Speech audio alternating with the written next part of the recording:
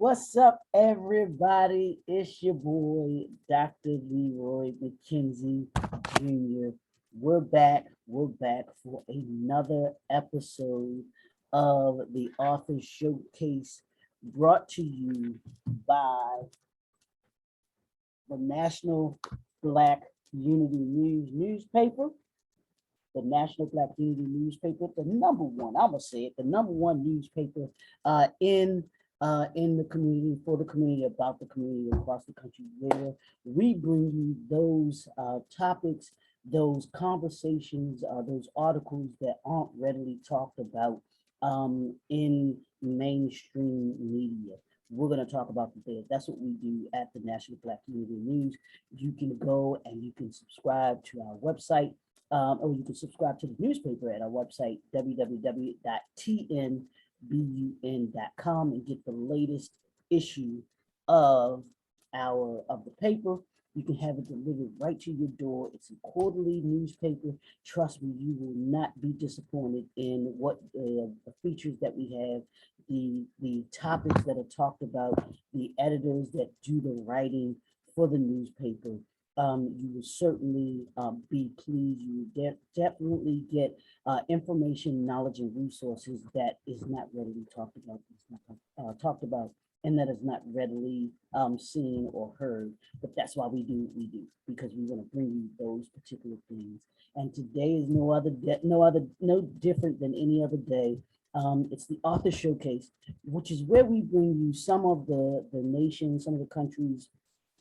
I call them phenomenal writers, authors, entrepreneurs. They have different dynamics to them. It's more than just their books that they have, but they are on the Author Showcase to talk to you about their books, but their mission, their message, the movement, and motivation. We just want to give you kind of an insider's account of some of these just great authors that we bring to you in the showcase.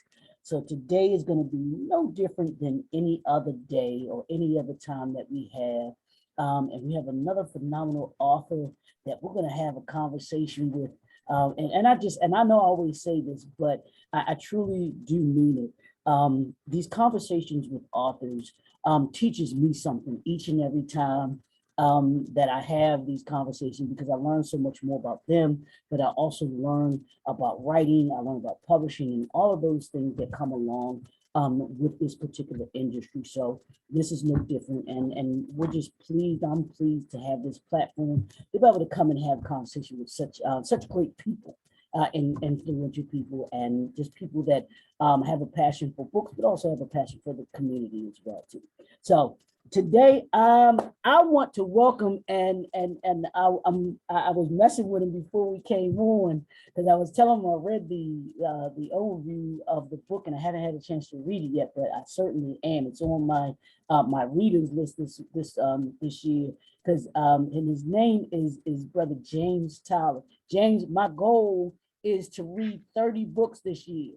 So yeah, because they say, and that's why I say this is why I say this, because I remember listening to this brother. His name was Jay Morrison. He said if you read 20 pages a day, you will have read an average of 30 books in a year. 20 pages a day and 365 days, you will have read an average of 30 books. So that's pretty, yeah. And when you think about it, 20 pages, that's very doable. It's very exactly. It breaks it down into doable bite-sized pieces, because 20 pages may take you at most an hour. Let's say an hour. Right. That's you work out for an hour, 30 minutes. You have all of these things that you part in your life that can be a part of that. And they said the average person only reads one book a year. So can you imagine you reading 30 books versus somebody only reading one? How much knowledge, more knowledge you're gaining over the average person? It's deep. It was deep. Exactly. That's power. Yes. Yeah, certainly, man. So welcome to the Author Showcase, man. Thank you for having me. Taking time out of your busy schedule to come and talk with us. Just a little bit about your book, about all the great things that you have going on and everything like that. Why don't you start off just by telling the people just a little bit about who you are, who James Tyler is, and a little bit about what you do. Okay. So first of all, I'm a child of God. I am an author. I'm a blogger. I am a mentor. I do a little teaching. Pretty much, I'm just all about spreading um, positive images, positive Mhm. Black images more so than anything, but more so positive images. I believe it's what I was put here for, and I believe I was given the gift of creativity and the gift of writing to enhance um, just the human image as a whole. Wow, wow, that's awesome, man. That's awesome, man. So let's start off our conversation. Um, by I want to start it off by asking you this because you said you do multiple types of writing. What got you started in writing?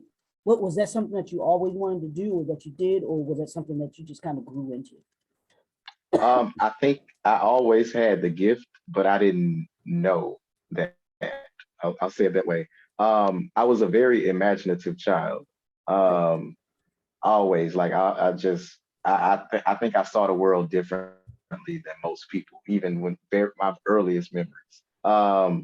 But as far as writing in itself, I didn't get into writing until my fifth grade year. My Okay. teacher, Miss Dorothy Bell, she was to this day is my favorite teacher. I hope that she Wow. sees this or has seen something. I love that. I But love yes, that, man. she yeah, she challenged us to write one story a month. The entire class, Oh. we had to write one story every month. Mm. And just like the other kids, I did not want to do it. I thought it was. I'm like, I don't want to do this. And everyone, we all was the same. So I wrote the first story. I didn't think much of it, and she chose me as one of the few people who had to get up in front of the class and read the story. Okay. I read I read my story to the class, and they all loved it, and it surprised me because for me it was something I really didn't want to do, Mhm. and I didn't have any interest, but the positive reaction kind of surprised me, and so I took it home and I showed my mom, and she loved it. Okay. Then she took it to work with her and started showing all of her coworkers, and they were in disbelief that a 10-year-old wrote the story. Okay. Um, so for all of that feedback started to fulfill me because I was already imaginative. I already used to like my favorite cartoon was Thundercats as a child. Okay. Okay. Yeah. And back then we didn't have streaming. So cartoons came on Saturday mornings, Yep. specifically. So during the week I had to entertain myself and I would literally like make up episodes of Thundercats and act them Oh out while wow. walking around my grandmother's tree. Yeah. And so I was already doing it. I just didn't see it that way.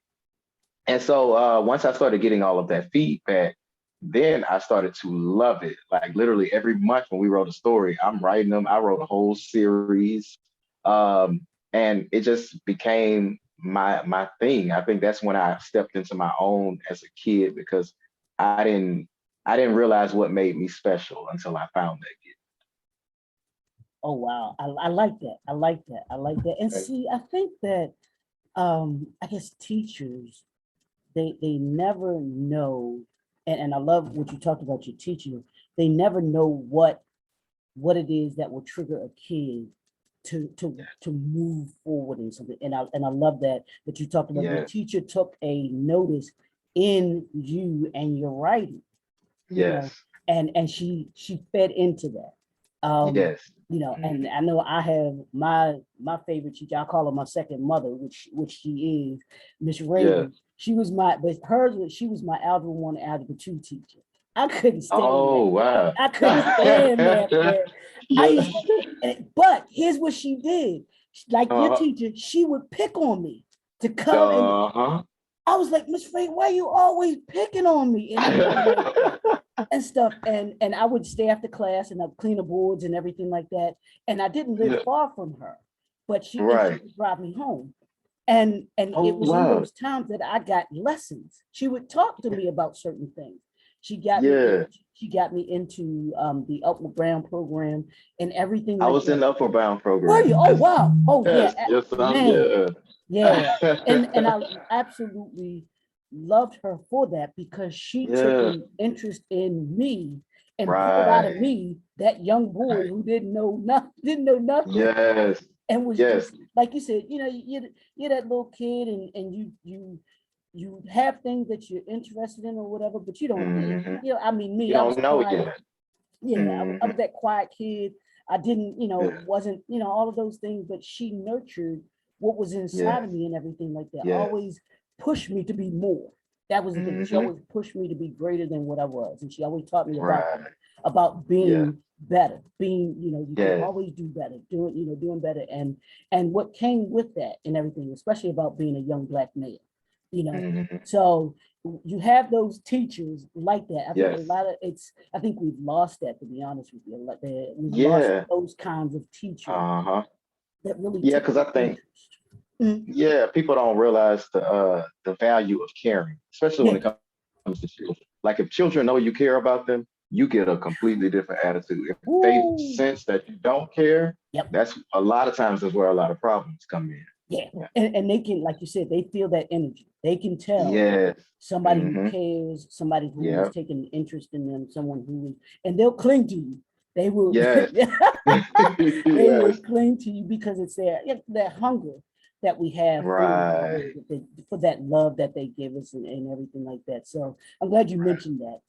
Yeah. And now that was the trigger that got you um, into writing. What was it Yes. that made you start to think that you could take that what you had there and actually begin to write books? Was it back So then or was it later on that you decided? much later. Mm, Much later on. okay, I think okay. So once I during that when that happened, I started writing a lot. okay. Even beyond my fifth grade year, it became my thing. But I would always write poetry and short stories. I Ah, never could write a novel okay. because novels are a whole nother beast. Like Yep. they take a very long time and they take a lot of commitment. Um, and so I'd never done it before. As I started to get older, my adult years, I started to try it because as I grew into my gift, of course the next step was I wanted books on shelves. Um, so as I got older, I started to try it, but I could never finish because, like I Mm, said, it takes such a commitment. Like you can write a book for a year, months to a year to years, depending on your process. right, right, Um, right. and so I would start, and sometimes I would get a few chapters in, but I could never finish it. Mm, And it wasn't until, which is what's wild. One day my mom called me and we talked, and she was like, Jay, it's time to write your book. And I was like, okay. And so I got off the phone with her.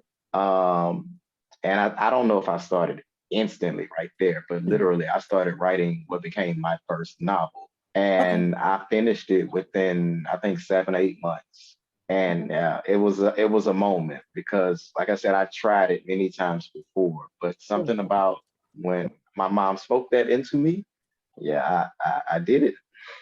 Now, was it that did you want to start? Well, you started with the novel, Hmm. because you said you wrote poetry and short poems, and I write poetry too, so I'm right there with Yeah, you.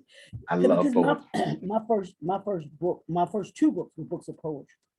Oh, So really? Yeah. yeah, I wrote because and the thing was the funny thing was I'd had them because I wrote when I was in college. I started writing poetry when I was in college just to Oh, write, just to get yeah. stuff out of my head, just the way that I was feeling about stuff like that.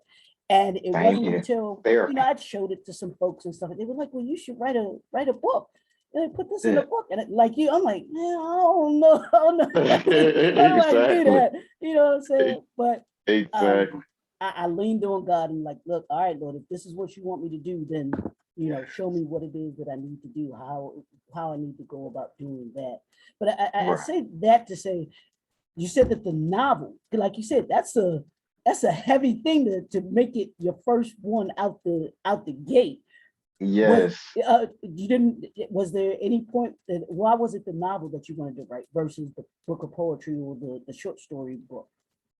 Um, so I have um I have tablets and tablets and tablets of poetry still to this day that I Okay, wrote when I was a child. okay, Um, so I get anxiety around sharing my poetry.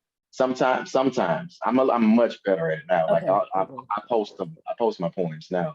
But especially in my younger years, I got a lot of anxiety around sharing my poetry. Uh-huh. Um, because they were uh they were from my childhood as I'm going through adolescence and very like personal Right. moments. Um, so I think for me, I think that's why poetry was not the first step. Got you. I do Got you. want to publish my poetry someday, though. That Okay. is something I want to do. Okay. And I probably, knowing me, I probably will Yeah. eventually. Mhm. Yeah, but No. I think with the novel, um, my writing started with stories. Uh-huh. Um, Mhm. and then I'm like I said, I'm very imaginative. I love creating stories. It's fun for me. And so I think it was a natural first step for me because it was where I started. So Mhm. literally with my presentation to the world, that's how I wanted to, you know, unveil J.E. Tyler I as love it. as, a, I as an love it. I love it. Now let me ask you this. What would be the because you've written and as we'll talk about a little more, you've written in several genres. So what yes. would be the one word if you had to describe your writing style? What would that one word be for? Heartfelt, Mm, heartfelt for sure. mm. I think even throughout the separate genres, heartfelt and human connection. I like that. I Um, like that.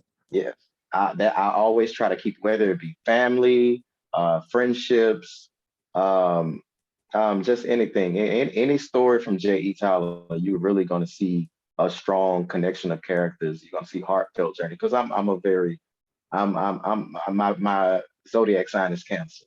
I'm Okay. very emotional, so I I do it inject that into my writing in heavy doses because I feel like that's what connects us all. We're all emotional beings, and for that relatability piece, I feel like if I inject my genuine emotion into the work, someone else is going to be affected by that. They'll be impacted by it, and it just makes for a much more enjoyable I experience. like that. I like that heartfelt. That's deep, man. That's deep. Now tell me um what made you want to write that dance we do? Because that's the book that you have here. What was it that brought you to writing this particular this novel, man? So to be 100% honest, I think by the time I wrote That Dance We Do, I'd already written my first two books. Okay, okay, okay. Um, so literally at that point, so since I have them here with me, so I started off with science fiction, REG Aftermath. This was my very first book. Okay. And then from Okay. here, I went to the fan favorite, Rumor Daughter of Lies. Okay. Okay. Um, and so Those by ain't no that point, small books, bro. no, no, no, yeah, That's a real writing yes, right there. yeah, yes, it's serious wordage in Yeah. here, Yeah. but I think what and by going back to that, it's yes, like it's a lot of content, so Mhm. it takes time. Yeah. And so the first book came out. I think I released it in 2012, and then the next one was 2013. Okay. So I wanted to continue releasing because that was my strategy. I'm going to hit them Mhm. every year. Okay. But I didn't want to rush into the next book, but I Mhm. felt like I needed to drop something. And so I wrote That Dance We Do. Now, as you can see, That Dance We Do is a lot shorter of a story than the others, Mhm. but it's a very good story, a very good story, and it's my only love story, and that's Okay. that's what brought me to want to write That Dance We Do. I wanted to write a love story, Okay. and it's comedic as well. So I wanted to write love story, and I wanted to use humor, which was something I had never done before. Um, And if I say so myself, and I've had pretty good feedback, I think I've successfully accomplished Absolutely. Now tell us a little bit about the book. Now tell us what the it. story is about, that dance we did. Yes, so that dance we do is about a group of friends, group of male friends. It gives you that male perspective. One thing I've noticed is a lot of readers, especially avid fiction readers, are women. Okay. Mhm. And so this book takes you into the mind of some types of men. But it has a very great story, a great message to it because um, you have these different types of men. They're all very different. And they Mhm. use what they feel to be special about themselves in their interactions with women, which hence the title, that Okay. dance, that back and forth that men and women do. Oh, Um, right. So basically, the print the what the story leads to is just to the the power of being yourself, the mm, power of being an individual. There's no one definition of manhood. There's no one definition of what makes a man, what makes an attractive man. Is just basically just be yourself, be authentic, and you'll see that play out throughout the story in a very humorous and romantic way. and I like that. I like the way that you put that.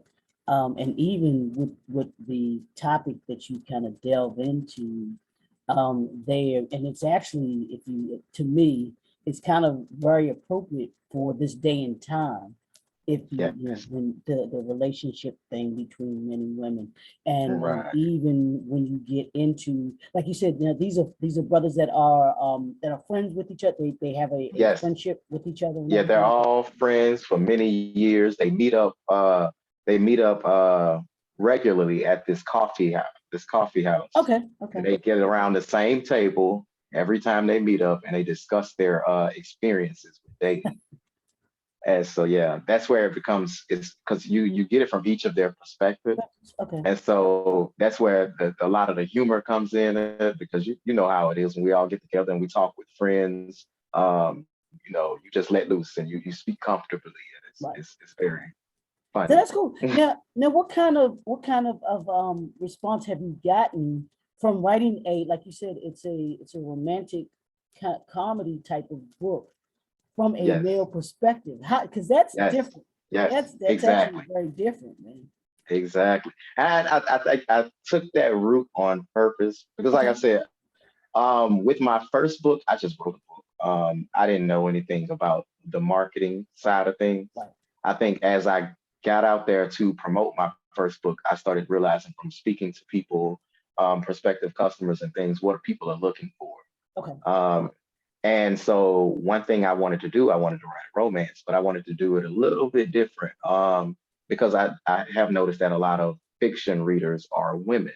Mhm. And one thing I hear from women a lot is, I want to hear that male perspective. Like, Mm, I want to get mm. inside your heads, like what goes on with you all. And, so that's why this book was a natural next step for me.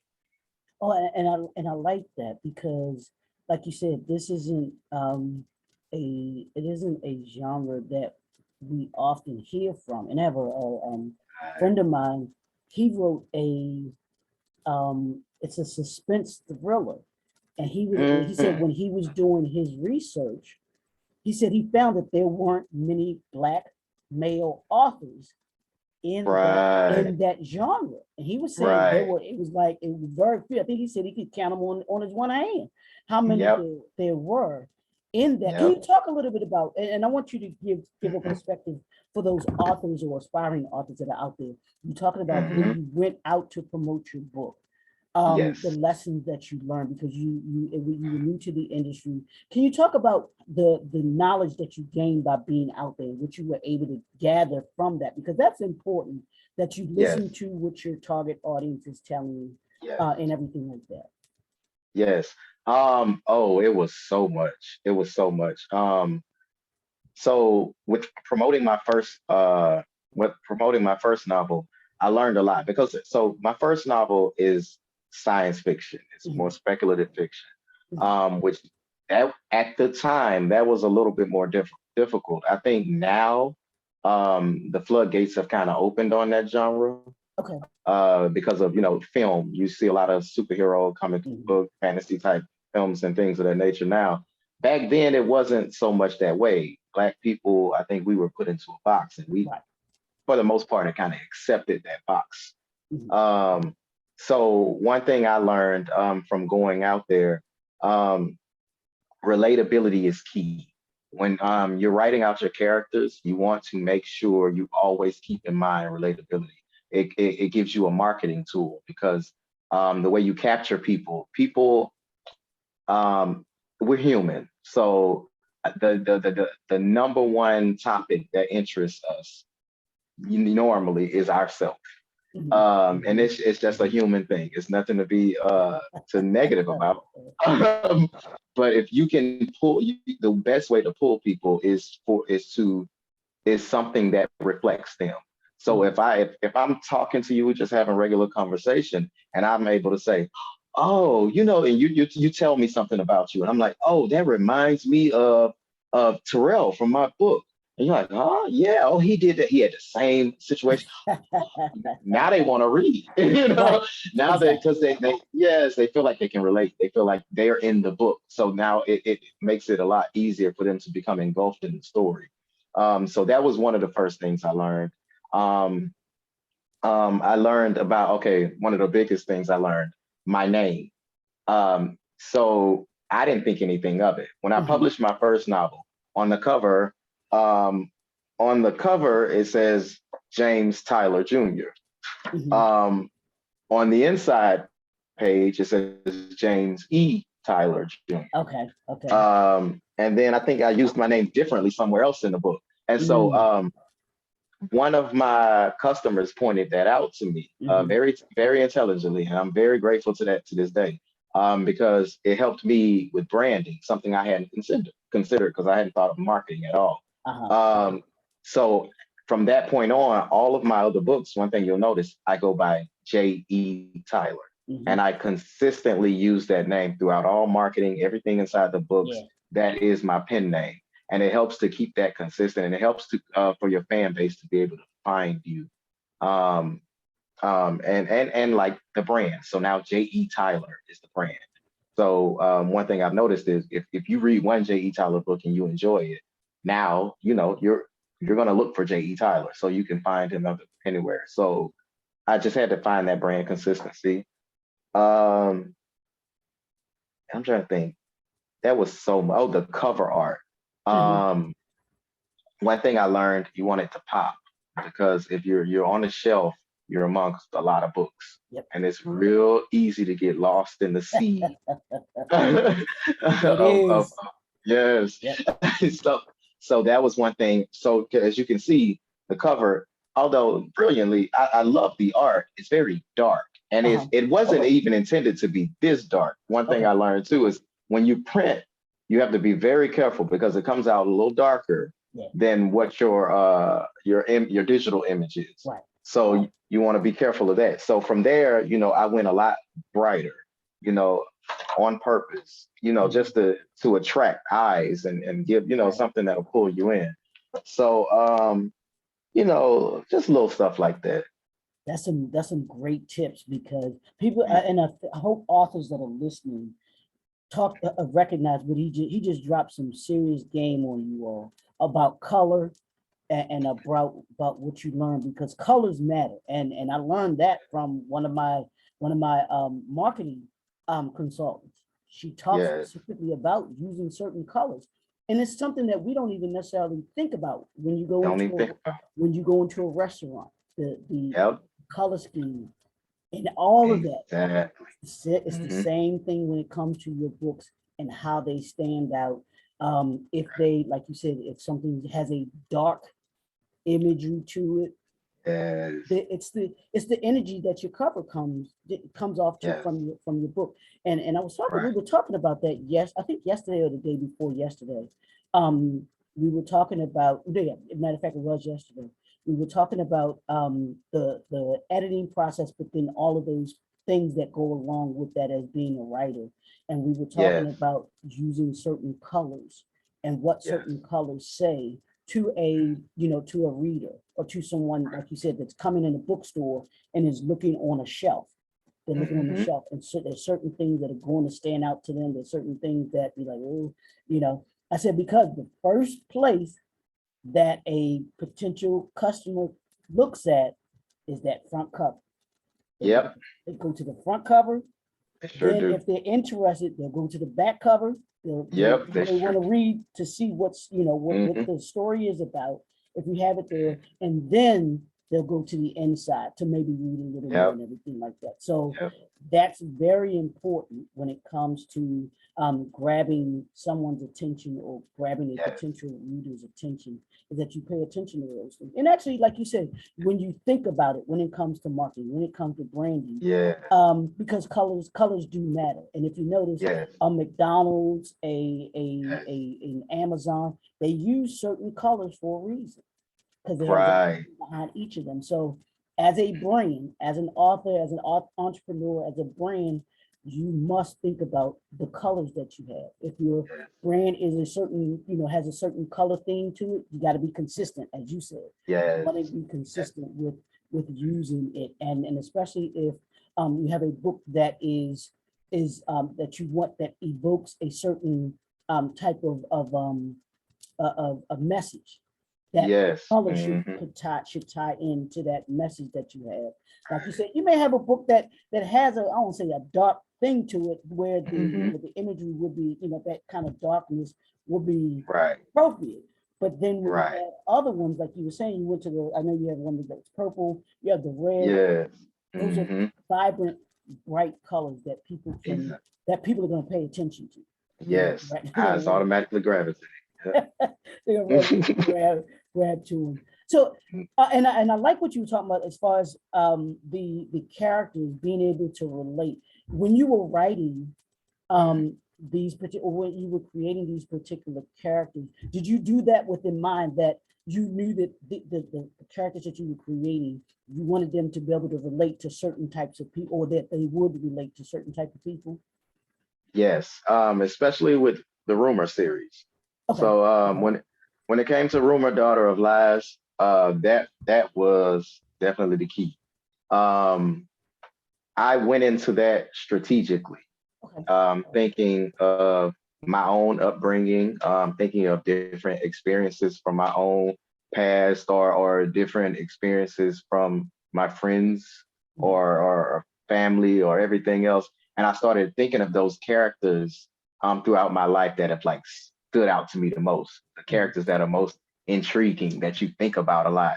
And one thing I've noticed is that especially amongst Black households, Mhm. we have a lot of cultural personas that in common Mhm. within our stories. Right. Right. And so I wanted to kind of highlight a lot of those, that matriarch, that very tough, um, wise talking matriarch, um, that sibling or that cousin that always picks on you, but won't let anybody else pick on you. They Right. tough, they play no games.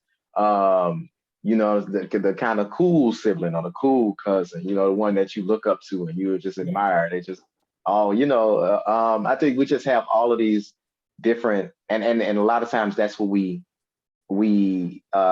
helps us to gravitate towards each other, those experiences. So I Mhm. wanted to capture those in a story. I wanted Okay. to capture those in a book. And so yes, it was very strategic. And for those who've read it, it seems like I accomplished it, because I this one I get really great feedback on. Really? Really Okay. great. Okay. Now, what's the premise of that book? The story behind the story for that. So that's this Rumor Daughter of Lies. So basically it's about a 10-year-old girl who has to pretty much grow into young womanhood. But her vision of a woman has always been her mother, who Okay. she actually knows very little about, because her mother disappeared when she was only 4 years old. Okay. But she has this image of what she remembers her mother to be. And through neighborhood gossip, she learns that that image is false. And so now it makes her journey just that much more difficult. And so there's a lot of drama and a lot of things that come out about because of it as she goes into her journey of trying to discover who she is without having that image to rely Wow, man, these books sound like movies, brother. They on. they sound like movies, man. I'm Thank liking that. That's thank cool. you. Yeah. Now, have you ever thought about your books, your books being made into a possible Yes, movie? Mhm. yes, all the time. Really? Okay. Even yes. So okay, so my first novel, the very first one, the opening sequence in this novel, Mhm. every time I get that feedback consistently when people read it, yo, this sounds like a movie. And so because it's very intense, very Okay. action packed, very um you can as you read it, it's hard not to envision Mhm. what is happening. Yeah. So mhm, No, that's to me, that's the sign of a great reader. I mean, of a great writer.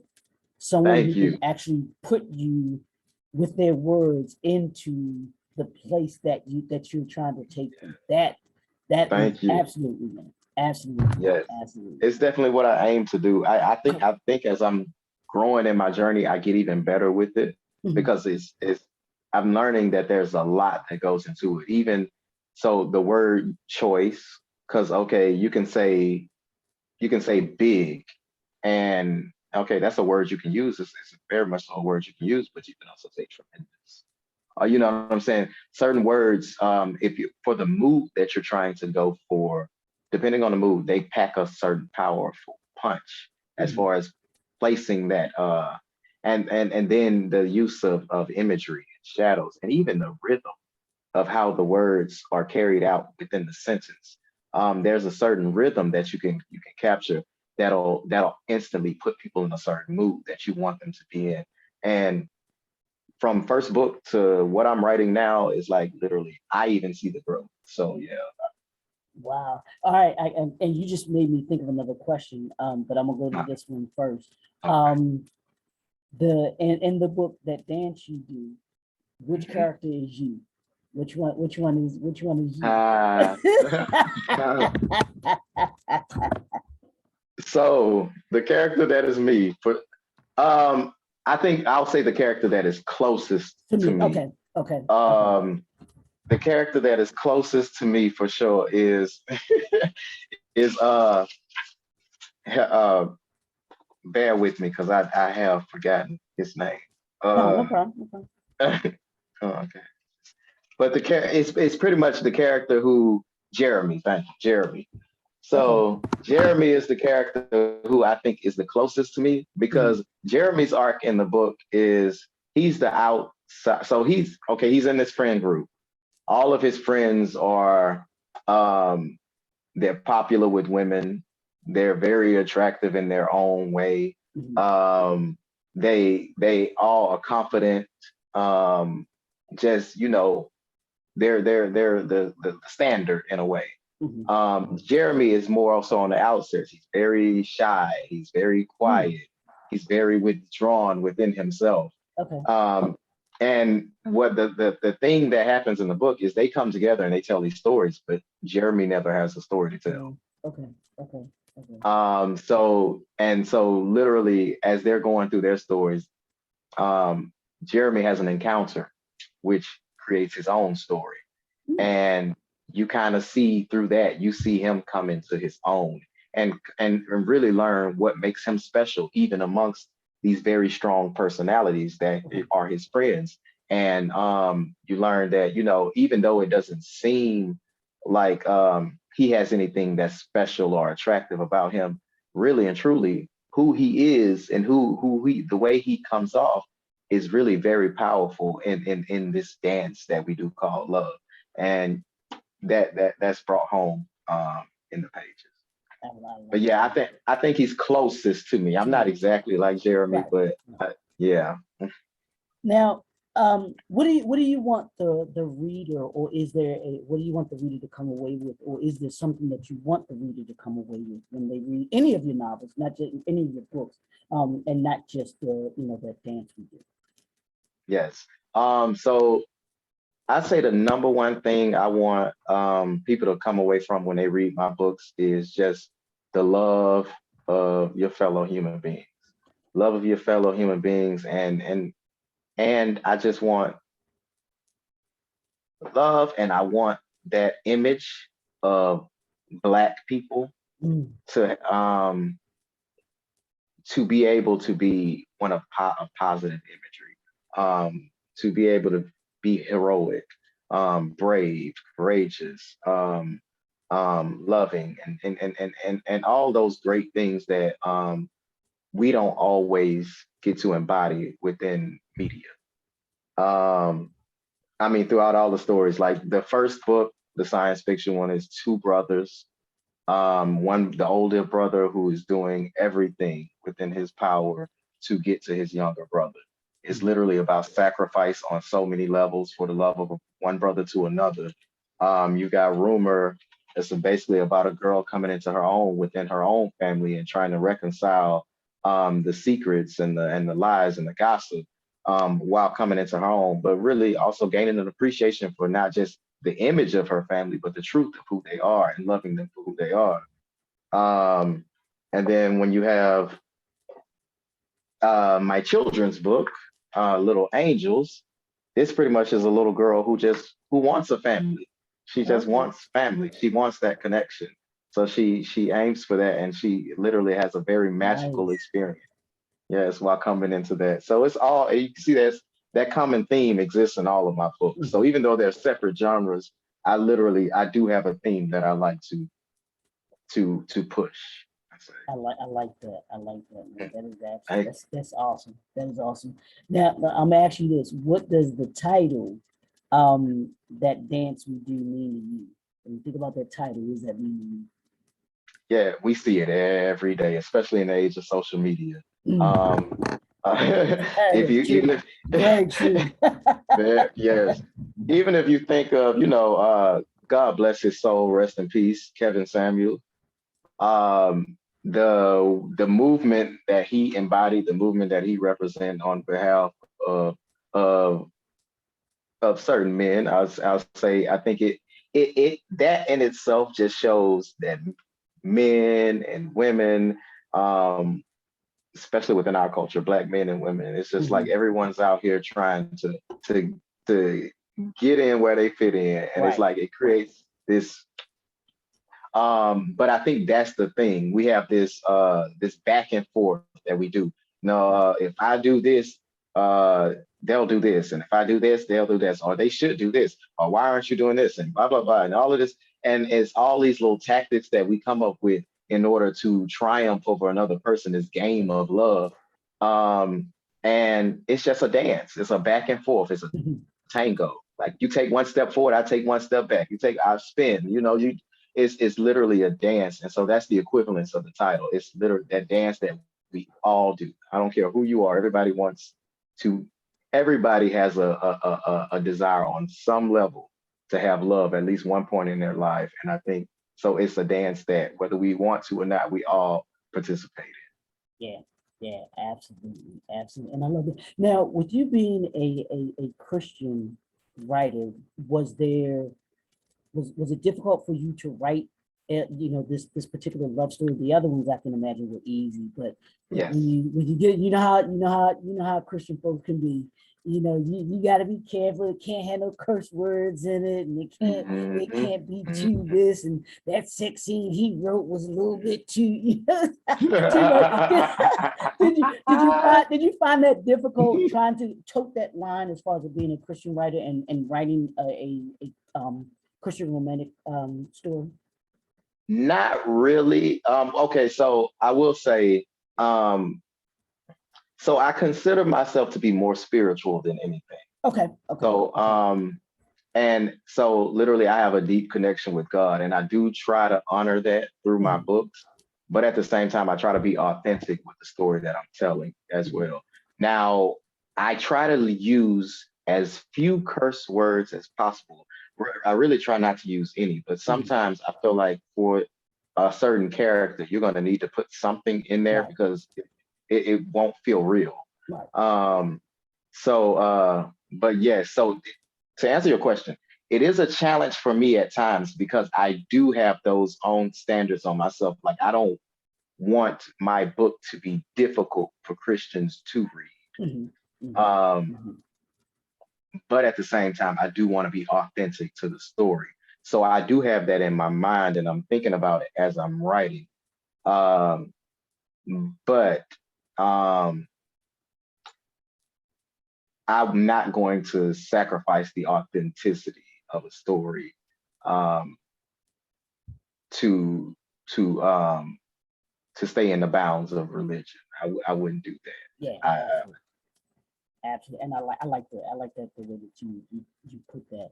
And let's Thank talk a you. little bit about let's talk and but that's real though, because you don't what you can't and I remember telling one of my clients, and he was telling his story, and I was Mhm. telling him, I said, I'm not gonna, even with my editing, I may think about this and I come at it from a different lens. I said, I want you to be authentic to you. If Right. that's how you would say it, then that, or how it's said in that particular environment, you need to say it like that, because like you Yep. said, people will be able to tell that, be like, oh nah, that Yep. ain't It people will ain't definitely be able to exactly. tell, be like, nah, you know what, Hmm. nah, that's not, that's not how somebody sounds, Yep. in Exactly. that Exactly. particular way. So I Hmm. appreciate you saying that and being that way. Now I want you, if you can you talk about or give the those that are authors or aspiring authors, can you give them just a couple of steps, like 3 steps to building a character or characters in your book? What was it that how did can, excuse me, can you talk a little bit about how you go about, because you said it took you 8 months to write this particular Yes. novel. How do you go Yeah. about building those characters that you're looking to create? Sorry, I got a call. So Oh, how do I? now go ahead. Okay. You want me to repeat it?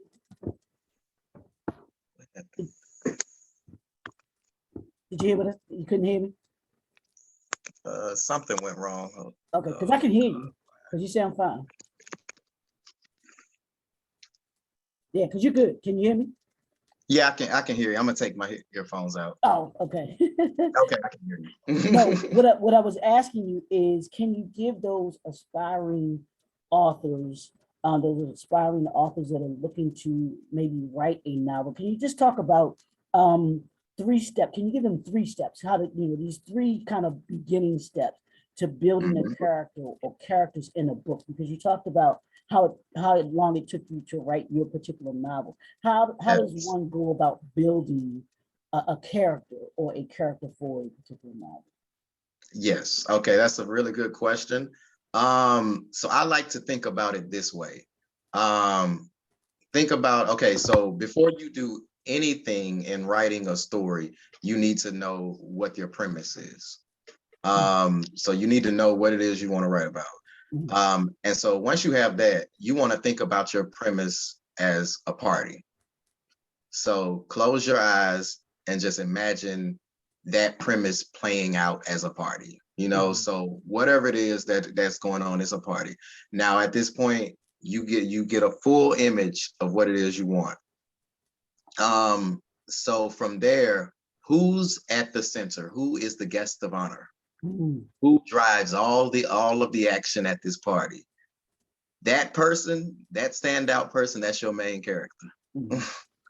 So once you've identified your main character, now from that point, it makes it easier to identify your supporting characters. So now you pull out, now you want to make your guest list for this Okay. party. Okay. So you got your main character. Now, who are your main character's friends? Who helps who's their guidance? Their Mhm. source of guidance. Who who's their family? Who are those fixtures in their life that help them to get from point A to point B? Because you know what the story is that you're trying to tell. To get through that transformational moment that you're trying to get them to. Who are the team that you need around them? So you identify all of that. Now you need to identify who's the challenges, because there needs to be a challenge. There always has to be some sort of conflict. It doesn't have to be physical. It doesn't even have to be mental. It can be emotional. It can be spiritual, but there has to be some type of conflict. So you need to identify the sources of the conflict. whether it be one individual or maybe it's a team of characters. So now that you've identified all of those characters and given them names, now what you want to do is you want to assign them roles. Everybody's come to your party. What do they do at the party? So now you need to pretty much think about, what I like to do is think about people that you know in your life, or people that you enjoy to see on television, or people that you enjoy to see in movies, those strong characters, the ones that stick out to you. So as you're going through your character list, start to assign them those people. You can put up to 2 or 3 people there, because sometimes it helps you to craft a single personality by pulling from different personalities. So, just throughout that list, just list out personalities that you do know from your reality or from things that you've seen. And so from that point, what you're doing is you're crafting a voice. You're crafting a personality for that character, because the voice is one thing that's very important, especially for a novel, because you got to think about, when you write chapter 1, it might be 7, 8 months, 2 years, 3 years later before you write the last chapter. So in order for you to keep that voice consistent, you need to know these characters. You have to, even though they're false characters, they're fake, they're fiction, you need to, for you, they have to be real while you're going through that process. And so now you have your guest list, you've assigned them roles. And once you know these characters, once you feel like you know them all, these are people that are really in your head. Now you can sit down and you can start writing with confidence, because one thing I'll say is, you never have any issues recalling your mother's voice as opposed to recalling your sister's voice. It's always going to be distinct in your head because you know them. That's the same way I want you to feel about your characters. And so, yeah, that's my little tip for writing characters. And I like that, and I love that, because I've had other authors who have talked about writing fiction, being fictional writers, writing novels.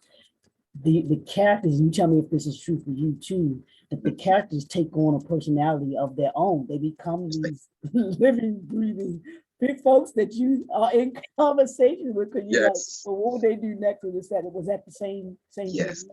thing? Yes. For me, that's the fun part. Okay. Because literally, okay, so when you get into dialogue and these characters are conversing, having conversations back and forth, one of the things that's fun is, like, you literally, from one line to the next, you're switching personalities. So you have to really be on it. It is acting. It is acting in a sense, because, and I've taken acting classes to perfect dialogue. Yes, because it is acting, is improv. That's another thing I suggest to any author. If you want to improve your dialogue, take improv classes, take acting 101. It definitely helps you, because one thing you're doing is you're in a scene, but you're the only person in the scene, but you have to be 2, 3, 4 people at a time. And so you need to be able to switch, and it helps. And but yes, the characters, in a sense, they become real while you're writing them. Right. I love that, man. I love that. Yeah. And that is certainly, like I said, that's been what has been, what I've heard most of the other authors that have written out, they've said to me, and even in the nonfiction arena that I'm in, you still get the same kind of, it takes on a personality of its own as you're writing, because you can have in mind you can have it all what it's supposed to be, and you be like, you get into it, and when you finish, you be like, this looks nothing like what I thought it would That's be. true. What it was going to turn out to. Yeah. So because it's coming from you, and so that's why you're so, like you said, even because that's why a lot of times I tell people to pull from very real things within your life. Even if you pull it from a character in your favorite book, you don't have to worry about, if you're really doing it and you're really sticking to the process, you don't have to worry about plagiarism, because you already have a distinct premise. You have a distinct premise and you have a distinct mind. You're a complete individual. So one thing that's funny is, like, if I was to pretend to be Dr. Leroy, I'm not going to be you exactly the way you are. I'm going to be you the way I see you. Right. And so it's not going to be a direct copy of you. It'll be my perspective. And so once you imitate these personalities, they really do, like you said, they become their own. Yeah, yeah, absolutely. So it's now. Let me ask you this. Now, um is it important for authors to only write in one genre, or someone like you that says, you know what, I can write in these different types of genres? Should somebody say, well, I'm going to be known for this? Can it hurt your brain if you write more than one, or is that kind of diversifies your brain? This is, I think you should do what serves your purpose. So it's gonna be so the one thing that's suggested is that you stick to one genre. You become a genre writer and you stick to that one genre and you stay with it. I think because of the thing is because you want to establish a brand. So the easiest way to do that is, now I'm a science fiction writer, or I'm a horror writer, or but I think people are a little bit more complex than that. And I think stories are a lot more complex than that, because you also have subgenres. And so even though you might have 10 different books, all 10 different genres, 9 out of 10 times you're going to have a subgenre within them that kind of all comes together. Like I said, for me, mine is more so family and human connection. And so literally from that becomes your brand. That becomes, but you have to have an awareness of that. So I don't think writing, and my own perspective, I don't think writing in different genres makes it where you cannot market yourself in a certain way or craft a distinct brand. I think you just have to be a little bit more complex in your approach. Break your book down into those subgenres and then find that commonality within the subgenres. But some people may want, like, if you see yourself as a horror writer, only thing you like to write is horror, stick to horror. It's all about your own personal journey. You just have to. You can't apply generic rules to your personal journey. You have to take your journey and make the rules work for you. That's the best way. That's my advice as far as that. So it's all about what works for you. Yeah, and I also think too, especially when it comes to branding, and even from a business perspective, when you think about the more diverse you are, the more of a target audience, a wider the target audience becomes for you. Yes. Yes. Because if, like you said, your children's book, that's going to grab a certain audience. Your science fiction is going to grab a certain audience. Your romantic is going to grab a certain audience. And they each, to me, I'm quite sure you can probably talk about this more than I could, but in each of those books, they know that target audience knows you for that.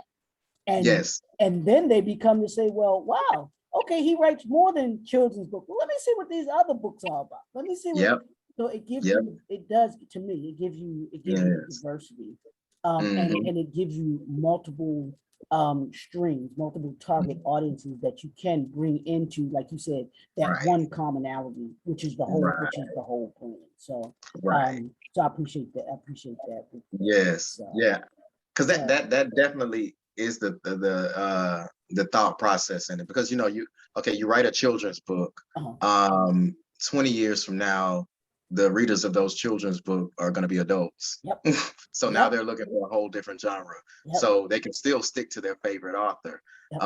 Or sometimes you've got a more of a urban type novel, but then somebody, our tastes switch throughout life, throughout circumstances. Now that person may be looking for a love story. I have that too. You can stick to your favorite author. So Yeah, no, and I like that. I like that. So what's next for you? What you got? What you got cooking? You got anything that you cooking? You have anything that's coming up that you want to talk to the people, tell the people, let the people know about? Yes, so I am developing my very first comic book. Mm, Um, yes, I'm very excited about it. You can look on my social media to see some of the images, because I'm also writing a novel.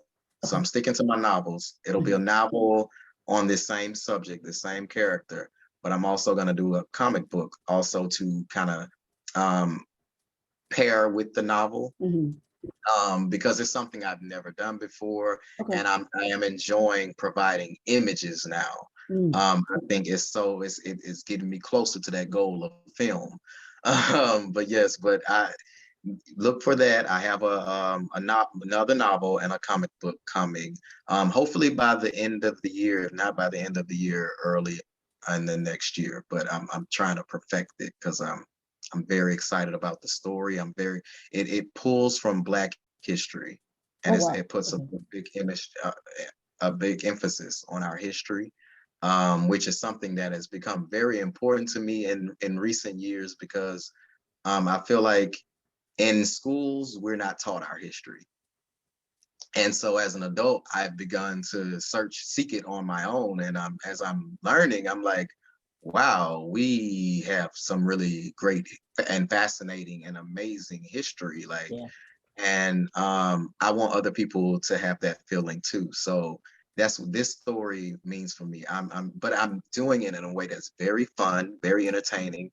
You won't even be able to tell it's medicine that you're taking because it's a wild ride. I like So that. yes. Now, have you found the going into the comic book genre? Is that something that's still because I mean, back when when I was younger, comic books were were a big thing. Right. Have you found that to still kind of that they have that staying power and still Yeah. relevant now? Yes. I say even more so. Really? Okay. Um, yeah, because I think when we were growing up, it was very niche. Mhm. You want to go for that nerd scene or the Black nerd scene. Now, because of the movies and everything, everybody's into this stuff now. They might not all read the comic books, but Right. one thing I've noticed, if they're not reading the comic books, they're watching their favorite YouTuber talk about the comic books. Gotcha. So they're Gotcha. still patronizing that content in some other form. So I think it's as you say, it's a much wider net now, I much like wider net. I like that. So if you can, I want you to give before we close out, I want you to give people your contact information. How can they connect with you? How can they purchase the book, that dance they do, and any of the other books that you have as well? Yes, scriboy.com is my website, scribboy.com. scribboy.com, scriboy.com. That's my website. jtyler1985 at live.com. That's my email. You can contact me that way. And also go to my Amazon author page, amazon.com/author/J.E. Tyler. That's amazon.com/author/J.E. Tyler. And literally all of my books are there. You can get my bio, anything you need to know about me. And yeah, on my website, links to my social media, so you can find me that way as well. Absolutely, absolutely. Well, brother, this has been a phenomenal conversation that Thank we've you. had. I want to thank you for being a part of the Author Showcase and bringing us a part of us in our community that we don't see a whole lot of. You know what I'm saying? Right. I'm always happy to have authors like you that aren't saying, that say, hey, I want to do something different than what everybody else is doing. You know, I want people to kind of see us in this different light to show, because it shows the diversity in our creativity, Yes. and how we're able to create from science fiction all the way to a romantic comedy novel and everything. Yes. You can have everything in between to be able Yes. to, to be able to bring the folks. So I appreciate you for doing that and not being afraid to do it and saying, you know what, hey, this is what I'm doing. This is what I do. You all are going to, you all will appreciate it. You all will like it. You are going to be, entertained by it. And at the same time, you're going to learn something, a little something from it too. You know what I mean? Yes, So, yes.